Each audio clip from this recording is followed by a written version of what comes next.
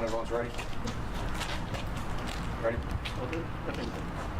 Good evening, everybody. My name is Brian McDermott. I'm the Chief of Patrol for the Chicago Police Department.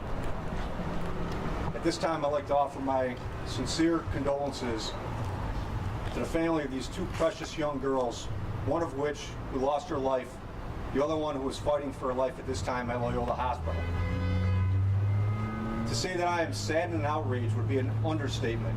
I can only hope that every resident of this city is as angry, saddened, and outraged as I am at this time. Too many young people have lost their lives to senseless gun violence in the city of Chicago. At this time, I would like to ask for the community support in helping us solve this crime. I know that there's people out there somewhere that saw something that could help us solve this crime. Anybody who saw anything can go anonymously to cpdtip.com or can contact Area 5 detectives. We owe it to the families to bring these violent offenders who have no respect for human life to justice. On today's date at 2:50 p.m., there's a shot spotter hit in the 6200 block of West Grand. Responding officers arrived, found two young victims ages 6 and 7 with multiple gunshot wounds to the body. The responding officers rendered aid while awaiting arrival of the Chicago Fire Department.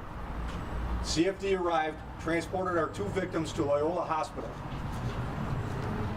where our 7-year-old succumbed to her injuries and the 6-year-old is fighting for her life at this time. Area 5 detectives are still on the scene, interviewing witnesses, canvassing the area for anybody who saw anything, attempting to locate any private video, and recovering any and all evidence on the scene. Because this is still in the preliminary and the early stages of this investigation, there's not a lot of information that I can release at this time. And again, I'm asking members of the public that saw anything, please go to cpdtip.com or to contact Area 5 detectives. With that, I'll open it up for a couple of questions. Can you confirm if these were sisters? Yes, they were sisters. And was anyone else in the vehicle with them at the time, or were they sitting there by themselves? Was someone else believed to be the intended target? We don't believe that they were the intended target, and the mother was putting the two children in the backseat of the car. Were there other bullet or shell casings found in the area indicating that this may have been kind of a crossfire thing, caught in the crossfire thing, or does it look like a car that they were in may have actually been targeted? There are shell casings that are recovered. We can't release at this time the caliber of the shell casings, and we don't believe they're to be in crossfire. So just one? Yeah, so could be multiple shooters. We don't know how many shooters.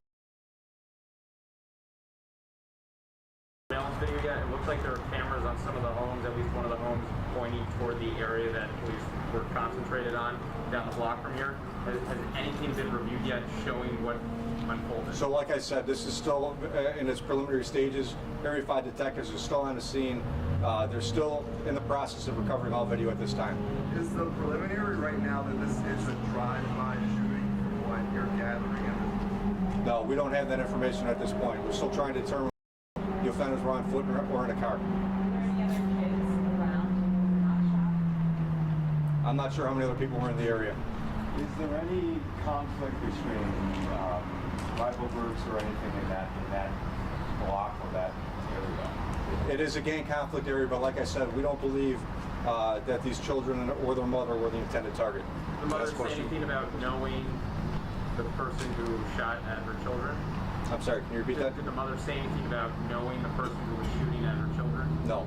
Any information on the driver of the car, man or woman? No information at this time. Thank you, everybody. Thanks, guys.